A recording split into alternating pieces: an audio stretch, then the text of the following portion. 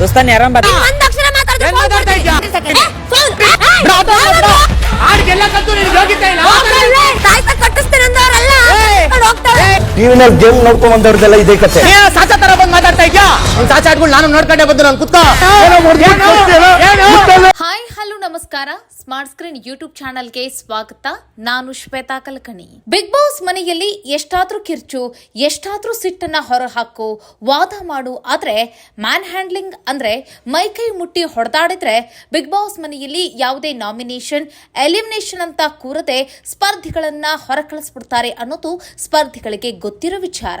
ಆದ್ರೂ ಸ್ಪರ್ಧಿಗಳು ಮಾತಲ್ಲಿ ಮುಗಿಸಬೇಕಾಗಿರುವಂತ ಜಗಳವನ್ನ ಹೊಡೆದಾಡುವ ಹಂತಕ್ಕೆ ಕೊಂಡೊಯ್ಯುವುದು ಕಾಮನ್ ಆಗ್ಬಿಟ್ಟಿದೆ. ಮುಟ್ಟೋ ಅಂತ ಎಗರಿ ಮಂಜು ಬಂದ್ರೆ ಮತ್ತೊಂದು ಕಡೆ ಸಾಚಾ ಗೀಚ ಅಂತ ಕೆರಳಿಸ್ತಾ ಮಂಜಿನ ಮೇಲೆ ಎಗರಿ ಹೋಗ್ತಾ ಇರೋ ರಜತ್. ಇಬ್ಬರಿಗೂ ಟ್ರೋಫಿ ಗೆಲ್ಲುವ ಅರ್ಹತೆ ಮತ್ತು ಬೆಟ್ಟದಂತ ಕನಸು ಇದ್ರೂ ಸಹಿತ ಸಿಟ್ಟಿಗೆ ಬುದ್ಧಿ ಕೊಟ್ಟು ಮನೆಯಿಂದ ಆಚೆ ಹೋಗ್ತಾರಾ ಮಂಜು ರಜತ್. ಏನಾಗ್ತಾ ಇದೆ ಬಿಗ್ ಬಾಸ್ ಮನೆಯಲ್ಲಿ ಬನ್ನಿ ನೋಡ್ಕೊಂಡು ಬರೋಣ. ಈ ಬಾರಿಯ ಬಿಗ್ ಬಾಸ್ ಸೀಸನ್ 11 ನಲ್ಲಿ ಸ್ಟ್ರಾಂಗ್ ಕಂಟೆಸ್ಟೆಂಟ್ಗಳು ಬಿಗ್ ಬಾಸ್ ಮನೆಯಲ್ಲಿ ಹೆಚ್ಚು ದಿನಗಳ ಕಾಲ ಇರ್ಲಿಕ್ಕೆ ಭಾಗ್ಯ ಇಲ್ವೋ ಅಥವಾ ಅದೃಷ್ಟ ಇಲ್ವೋ ಗೊತ್ತಾಗ್ತಾ ಇಲ್ಲ. ಯಾಕೆ ಅಂತ ಅಂದ್ರೆ ಈ ಹಿಂದೆ ಎಲ್ಲ ನೀವು ಗಮನಿಸಿದ್ದೀರಾ, ಹೊಡೆದಾಡುವ ಹಂತಕ್ಕೆ ತಲುಪಿ ಲಾಯರ್ ಜಗದೀಶ್ ಅವರಾಗಿರ್ಬೋದು, ರಂಜಿತ್ ಮನೆಯಿಂದ ಹೊರ ಹೋದ್ರು. ನಂತರ ಶೋಭಾ ಶೆಟ್ಟಿ ಅವರು ಕೂಡ ತುಂಬಾ ಚೆನ್ನಾಗಿ ಆಟವನ್ನ ಆಡ್ತಾ ಇದ್ರು, ವಾದ ಮಾಡ್ತಾ ಇದ್ರು, ಕಿರ್ಚುತ್ತಾ ಇದ್ರು, ಮತ್ತೆ ಸರಿಯಾಗಿ ಒಂದು ನಿಲುವನ್ನ ತೆಗೆದುಕೊಳ್ತಾ ಇದ್ರು, ಒಳ್ಳೆ ಸ್ಟ್ಯಾಂಡ್ ಅನ್ನ ತೆಗೆದುಕೊಳ್ತಾ ಇದ್ರು. ಇವರು ಕೂಡ ಫಿನಾಲೆಗೆ ಹೋಗ್ತಾರೆ ಅನ್ನೋಷ್ಟರಲ್ಲಿ ಅವರು ಕೂಡ ವೈಯಕ್ತಿಕ ಕಾರಣಗಳಿಂದ ಅವರೇ ಹೊರ ಹೋದ್ರು. ನಂತರ ನಾವಿಲ್ಲಿ ಗಮನಿಸ್ತಾ ಇದ್ದೀವಿ, ಇತ್ತೀಚೆಗೆ ಶಿಶಿರ್ ಅವರು ಕೂಡ ಮನೆಯಿಂದ ಹೊರ ಹೋದ್ರು. ಅವರು ಕೊನೆಯ ಹಂತದಲ್ಲಿ ಅವರು ಡಲ್ ಆಗ್ತಾ ಇದ್ದಾರೆ, ಅವರು ಮಾನಸಿಕವಾಗಿ ಕುಗ್ತಾ ಇದ್ದಾರೆ ಅಂತ ಹೇಳಿ ಒಂದಷ್ಟು ಜನ ಅವರನ್ನ ನಾಮಿನೇಟ್ ಮಾಡಿ ಎಲಿಮಿನೇಷನ್ ಮಾಡಿ ಅವ್ರನ್ನ ಮನೆಯಿಂದ ಹೊರ ಕಳಿಸೇ ಬಿಟ್ರು. ಈಗ ಮಂಜು ಮತ್ತೆ ರಜತ್ ಅವರು ಹೊಡೆದಾಡಿಕೊಳ್ಳುವ ಹಂತಕ್ಕೆ ತಲುಪಿದ್ದಾರೆ. ಗಮನಿಸ್ತಾ ಇದ್ದೀರಾ ನೀವು, ಅವರು ಮಂಜು ಅವರು ಇಲ್ಲಿ ಮುಟ್ಟೋ ಅಂತ ಅವರು ಎಗ್ರಿ ಬರ್ತಾ ಇದ್ರೆ, ಮತ್ತೊಂದು ಕಡೆ ರಜತ್ ಅವರು ನೀನ್ ಸಾಚಾ ಅಂತ ನನಗೆ ಗೊತ್ತು, ಸಾಚಾ ಗೀಚಾ ಅಂತ ಹೇಳಿ ಈ ಪದಗಳನ್ನ ಬಳಕೆಯನ್ನ ಮಾಡ್ತಾ ಇಲ್ಲಿ ರಜತ್ ಅವರು ಕೂಡ ಅದೇ ಸಿಟ್ಟು ಅದೇ ಉದ್ವೇಗದಿಂದ ಅವರು ಕೂಡ ಮಂಜು ಮೇಲೆ ಎಗರಿ ಹೋಗ್ತಾ ಇರುವಂತ ಈ ದೃಶ್ಯವನ್ನ ನಾವು ಗಮನಿಸ್ತಾ ಇದ್ರೆ, ಇವರಿಬ್ರು ಕೂಡ ಮನೆಯಲ್ಲಿ ಇರೋದಿಲ್ವಾ, ಇವ್ರಿಗೂ ಕೂಡ ಮನೆಯಲ್ಲಿ ಉಳಿಗಾಲ ಇಲ್ವಾ, ಇವರು ಕೂಡ ಅತಿ ವೇಗವಾಗಿ ಬಿಗ್ ಬಾಸ್ ಮನೆಯಿಂದ ಹೊರ ಹೋಗ್ತಾರ. ಗಮನಿಸಿ ನೀವು, ಇಲ್ಲಿ ಮಂಜು ಆಗಿರ್ಬೋದು, ರಜತ್ ಆಗಿರ್ಬೋದು, ಇವರಿಬ್ರು ಸ್ಟ್ರಾಂಗ್ ಕಂಟೆಸ್ಟೆಂಟ್. ಅದರಲ್ಲೂ ಇವರಿಬ್ರು ಫಿನಾಲೆಗೆ ಹೋಗುವಂತಹ ಕಂಟೆಸ್ಟೆಂಟ್. ಜೊತೆಗೆ ಇವರಿಬ್ಬರಲ್ಲಿ ಯಾರಿಗಾದ್ರೂ ಟ್ರೋಫಿ ಸಿಕ್ಕರೂ ಸಿಗಬಹುದು ಅನ್ನೋ ಒಂದಿಷ್ಟು ಲೆಕ್ಕಾಚಾರಗಳು ಕೂಡ ನಡೀತಾ ಇದೆ ಸೋಷಿಯಲ್ ಮೀಡಿಯಾದಲ್ಲಿ. ಇಂಥದ್ರಲ್ಲಿ ಇವರು ಸಿಟ್ಟಿಗೆ ಬುದ್ಧಿ ಕೊಟ್ಟು ಇಲ್ಲಿ ಹೊಡೆದಾಡ್ಕೊಳ್ಳೋ ಹಂತಕ್ಕೆ ತಲುಪಿ ರಜತ್ ಮತ್ತೆ ಮಂಜು ಮೈಕೈ ನೋವು ಮಾಡಿಕೊಂಡು ಇವರು ಮನೆಯಿಂದ ಹೊರ ಹೋಗ್ತಾರಾ ಅನ್ನೋದನ್ನ ನಾವು ಕಾದ್ ನೋಡ್ಬೇಕಾಗತ್ತೆ. ಬಿಗ್ ಬಾಸ್ ಈ ವಾರದ ಟಾಸ್ಕ್ ನಲ್ಲಿ 2 ತಂಡಗಳಾಗಿ ರಚನೆಯನ್ನ ಮಾಡಿರ್ತಾರೆ. ರಜತ್ದೇ ಒಂದು ತಂಡ ಆಗಿರುತ್ತೆ, ಇಲ್ಲಿ ಮಂಜು ಅವರದೇ ಒಂದು ತಂಡ ಆಗಿರುತ್ತೆ. ಈ ಸಂದರ್ಭದಲ್ಲಿ ಇಲ್ಲಿ ಚೈತ್ರ ಅವರು ಉಸ್ತುವಾರಿಯಾಗಿ ಆಟವನ್ನ ಆಡಿಸ್ತಾ ಇರ್ತಾರೆ. ಆಟ ಏನು ಇತ್ತು ಅಂತ ಅಂದ್ರೆ ಚೆಂಡು ಸಾಗಲಿ ಮುಂದೆ ಹೋಗಲಿ ಎಂಬಂತ ಈ ಒಂದು ಆಟದಲ್ಲಿ ಧನ್ರಾಜ್ ಅವರು ಆಟವನ್ನ ಆಡ್ತಾ ಇರ್ತಾರೆ. ಧನ್ರಾಜ್ ಅವರು ಇಲ್ಲಿ ರಜತ್ ಅವರ ತಂಡದವರಾಗಿರ್ತಾರೆ. ಈ ಸಂದರ್ಭದಲ್ಲಿ ಧನ್ರಾಜ್ ಅವರು ಒಂದು ಮಿಸ್ಟೇಕ್ ಅನ್ನ ಮಾಡ್ತಾರೆ. ಆ ಮಿಸ್ಟೇಕ್ ನಿಂದಾಗಿ ಇಲ್ಲಿ ಉಸ್ತುವಾರಿ ಆಗಿರುವಂತ ಚೈತ್ರ ಒಂದು ಫೌಲ್ ಕೊಡ್ತಾರೆ. ಫೌಲ್ ಕೊಟ್ಟು 10 ಸೆಕೆಂಡ್ ವೆಯ್ಟ್ ಮಾಡಿ ಅಂತ ಹೇಳಿ ಅವರು ಕೌಂಟ್ ಕೊಡ್ತಾರೆ. ನಂತರ ಇಲ್ಲಿ ಅವರಿಗೆ ಧನ್ರಾಜ್ ಅವರಿಗೆ ಆಟವನ್ನ ಆಡ್ಲಿಕ್ಕೆ ಬಿಡ್ತಾರೆ. ಇದನ್ನ ಒಪ್ಪಿಕೊಳ್ಳದಂತಹ, ಇದನ್ನ ಸಹಿಸಿಕೊಳ್ಳದಂತಹ ರಜತ್ ಅವರು, ನೀವು ಬೇಕು ಅಂತಲೇ ಇಲ್ಲಿ ಫೌಲ್ ಕೊಡ್ತಾ ಇದ್ದೀರಾ ಅಂತ ಹೇಳಿ, ಇಲ್ಲಿ ನಮ್ಮನ್ನ ಬೇಕು ಅಂತಲೇ ನೀವು ಟಾರ್ಗೆಟ್ ಮಾಡ್ತಾ ಇದ್ದೀರಾ ಅಂತ ಹೇಳಿ ರಜತ್ ಅವರು ಇಲ್ಲಿ ಚೈತ್ರ ಮೇಲೆ ಮುಗಿ ಬೀಳ್ತಾರೆ. ಚೈತ್ರಾಗೆ ಇಲ್ಲಿ ಕೌಂಟರ್ ಅಟ್ಯಾಕ್ ಅನ್ನ ಮಾಡ್ತಾರೆ, ಅವ್ರ ಜೊತೆ ಜಗಳಕ್ಕೆ ಬೀಳ್ತಾರೆ. ಆ ಸಂದರ್ಭದಲ್ಲಿ ಇಲ್ಲಿ ಚೈತ್ರ ಮತ್ತೆ ರಜತ್ ಅವರಿಗೆ ಹಿಂದಿನಿಂದಲೂ ಕೂಡ, ಅವ್ರಿಗೆ ಅನಾದಿ ಕಾಲದಿಂದಲೂ ಕೂಡ ಅವರಿಬ್ಬರ ನಡುವೆ ಸಿಟ್ಟು, ಕೋಪ, ರೋಷಾಗ್ನಿ ಎಲ್ಲವೂ ಕೂಡ ಇದೆ.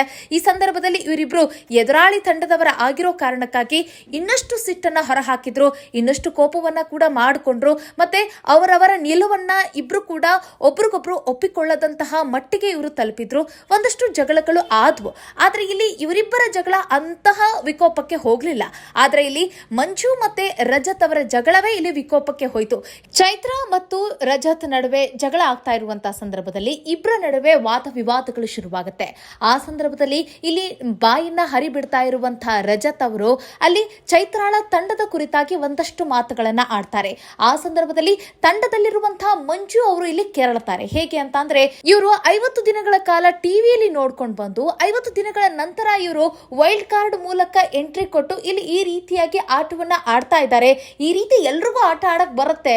ಇಲ್ಲಿ ನಮ್ಮಂಗೆ ಇವರು ಸತತ ಶುರುವಿನಿಂದಲೂ ಕೂಡ ಇವರು ಆಟವನ್ನ ಆಡಿಲ್ಲ. ಸೊ ಹೀಗಾಗಿ ಇವ್ರಿಗೇನ್ ಗೊತ್ತು ಅಂತ ಹೇಳಿ ಇಲ್ಲಿ ರಜತ್ ಅವರ ಮೇಲೆ ಮಂಜು ಅವರು ಸಿಟ್ಟಾಗ್ತಾರೆ ಮತ್ತೆ ಕೋಪಗೊಳ್ತಾರೆ, ಅವ್ರ ಮೇಲೆ ಎಗರಿ ಹೋಗ್ತಾರೆ. ನೀವು ಅರ್ಥ ಮಾಡ್ಕೊಳ್ಳಿ, ಇದರಲ್ಲಿ ಮಂಜು ಅವರು ಹೇಳಿರುವಂತಹ ಮಾತಿನಲ್ಲಿ ಒಂದು ಅರ್ಥ ಇದೆ. ಯಾಕೆ ಅಂತಂದ್ರೆ ಇಲ್ಲಿ ಮಂಜು ಆಗಿರ್ಬೋದು, ಮಿಕ್ಕ ಎಲ್ಲಾ ಸ್ಪರ್ಧಿಗಳಾಗಿರ್ಬೋದು, ಕಾರ್ಯಕ್ರಮದ ಶುರುವಿನಿಂದಲೂ ಕೂಡ ಇವರು ಎಲ್ಲರೂ ಇರುವ ಕಾರಣಕ್ಕಾಗಿ ಇಲ್ಲಿ ಹೊರಗಡೆ ಜಗತ್ತಿನಲ್ಲಿ ಯಾರ್ಯಾರ ಬಗ್ಗೆ ಏನೇನು ಒಪಿನಿಯನ್ ಇದೆ ಅನ್ನೋದು ಯಾರಿಗೂ ಕೂಡ ಗೊತ್ತಿಲ್ಲ. ಮತ್ತೆ ಯಾರ್ಯಾರ ಆಟ ಯಾವ ರೀತಿಯಾಗಿ ಜನಗಳಿಗೆ ರೀಚ್ ಆಗ್ತಾ ಇದೆ ಅನ್ನೋದು ಕೂಡ ಒಂದು ಊಹೆ ಕೂಡ ಇಲ್ಲ.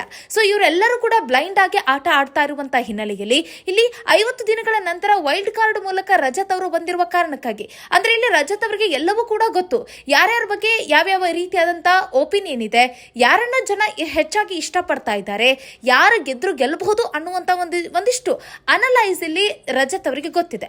ಸೊ ಅದನ್ನ ನೋಡ್ಕೊಂಡು ಇವರು ಆಟವನ್ನ ಆಡ್ತಾ ಇದ್ದಾರೆ. ಮತ್ತೆ ಹೇಗೆ ಆಟ ಆಡಿದ್ರೆ ಇಲ್ಲಿ ನಾವು ಗೆಲ್ಲಬಹುದು ಅನ್ನೋದು ಇಲ್ಲಿ ಸ್ಪಷ್ಟವಾದಂತಹ ಒಂದು ನಿಲುವು ಇಲ್ಲಿ ರಜತ್ ಅವರಿಗೆ ಗೊತ್ತಿದೆ. ಯಾಕೆಂತಂದ್ರೆ ಇವರು 50 ದಿನಗಳ ಆಟವನ್ನ ಇವರು ನೋಡ ಬಂದಿರೋ ಕಾರಣಕ್ಕಾಗಿ ಇವರು ಎಲ್ಲರನ್ನು ಕೂಡ ಚಿಲ್ರೆ ಅಂತೆ ಕಾಣ್ತಾ ಇರುವಂತದ್ದು.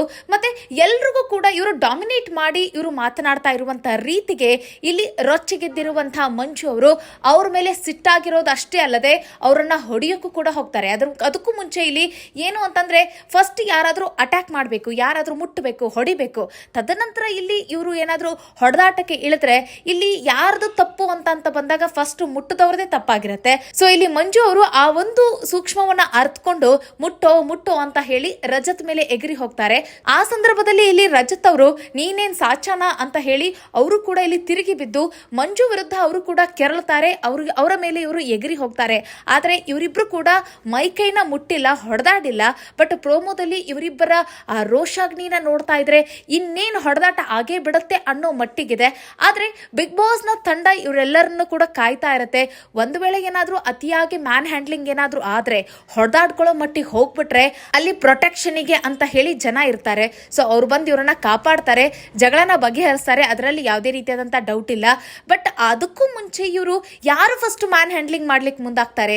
ಮತ್ತೆ ಒಂದು ವೇಳೆ ಮ್ಯಾನ್ ಹ್ಯಾಂಡ್ಲಿಂಗ್ ಆದ್ರೆ ಇಲ್ಲಿ ಬಿಗ್ ಬಾಸ್ ಸುಮ್ಮನೆ ಕೂರೋದಿಲ್ಲ, ಅವರನ್ನ ಮನೆಯಿಂದ ಹೊರ ಕಳಿಸುತ್ತೆ ಅನ್ನೋದು ಗ್ಯಾರಂಟಿ ಇಲ್ಲಿ. ಆದ್ರೆ ಇದನ್ನ ಅರಿತಿರುವಂತ ರಜತ್ ಆಗಿರ್ಬೋದು, ಮಂಜು ಆಗಿರ್ಬೋದು, ಯಾಕೆ ಇವರು ಮೈ ಮರೆತು ಆಟ ಆಡ್ತಾ ಇದ್ದಾರೆ ಗೊತ್ತಾಗ್ತಿಲ್ಲ.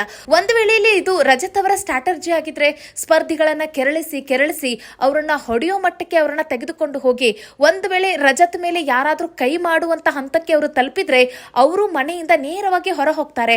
ಸೊ ಇವರು ಆ ಒಂದು ಸ್ಟ್ರಾಟರ್ಜಿನ ಉಪಯೋಗ ಮಾಡಿ ಮನೆ ಮಂದಿ ಎಲ್ಲರನ್ನು ಕೂಡ ಇವರು ಕೆರಳಿಸ್ತಾ ಇದ್ದಾರ ಗೊತ್ತಾಗ್ತಾ ಇಲ್ಲ. ಬಟ್ ಇದನ್ನ ಅರ್ಥ ಮಾಡ್ಕೊಳ್ಳದೆ ಮಂಜು ಆಗಿರ್ಬೋದು, ಬೇರೆ ಸ್ಪರ್ಧಿಗಳು ಹೀಗೆ ಆಟ ಆಡ್ಕೊಂಡು ಹೋದ್ರೆ ಇವರು ಮನೆಯಿಂದ ಹೊರ ಹೋಗೋದು ಗ್ಯಾರಂಟಿ. ಇಲ್ಲಿ ಯಾರಾದ್ರೂ ಒಬ್ರು ಮ್ಯಾನ್ ಹ್ಯಾಂಡ್ಲಿಂಗ್ ಅಂತ ಮಾಡಿ ಸಿಕ್ಕಾಕೊಂಡ್ಬಿಟ್ರೆ ಅವರು ಮನೆಯಿಂದ ಹೊರ ಹೋಗ್ಬಿಡ್ತಾರೆ. ಇದನ್ನ ವಿವೇಚನೆಯಲ್ಲಿ ಇಟ್ಕೊಂಡು ಇವರು ಆಟವನ್ನ ಆಡಿದ್ರೆ ಇವರೆಲ್ಲರೂ ಕೂಡ ಹೆಚ್ಚು ದಿನಗಳ ಕಾಲ ಬಿಗ್ ಬಾಸ್ ಮನೆಯಲ್ಲಿ ಇರ್ಲಿಕ್ಕೆ ಉಂಟು. ಆದ್ರೆ ಯಾರಾದ್ರೂ ಮ್ಯಾನ್ ಹ್ಯಾಂಡ್ಲಿಂಗ್ ಅಂತ ಮಾಡಿದ್ರೆ ಅವರು ಬಿಗ್ ಬಾಸ್ ಮನೆಯಿಂದ ನೇರವಾಗಿ ಮನೆಯಿಂದ ಹೊರ ಹೋಗ್ತಾರೆ ಅನ್ನೋದು ಮಾತ್ರ ಕಟ್ಟಿಟ್ಟು ಬುತ್ತಿ. ಬಟ್ ನೋಡೋಣ ಎಪಿಸೋಡ್ ನಲ್ಲಿ ಏನಾಗುತ್ತೆ ಅಂತ. ಇಬ್ರಲ್ಲಿ ಒಬ್ರು ಯಾರಾದ್ರೂ ಮೈ ಮುಟ್ಟುತ್ತಾರಾ, ಮೈ ಮುಟ್ಟೋ ಹಂತಕ್ಕೆ ಹೊಡೆದಾಟ ಹೋಗುತ್ತಾ, ಅಥವಾ ಮಾತಿನಲ್ಲೇ ಈ ಒಂದು ಜಗಳ ಅಂತ್ಯವಾಗುತ್ತಾ? ಕಾದ್ ನೋಡೋಣ ಏನಾಗುತ್ತೆ ಅಂತ. ಈ ಒಂದು ಜಗಳದ ಕುರಿತಾಗಿ ನಿಮಗೇನ್ ಅನಿಸ್ತು? ರಜತ್ ಅವರು ಆಡ್ತಾ ಇರುವಂತ ಆಟ ಮತ್ತೆ ರೀತಿ ನೀತಿ ನಿಮ್ಗೆ ಇಷ್ಟ ಆಯ್ತಾ?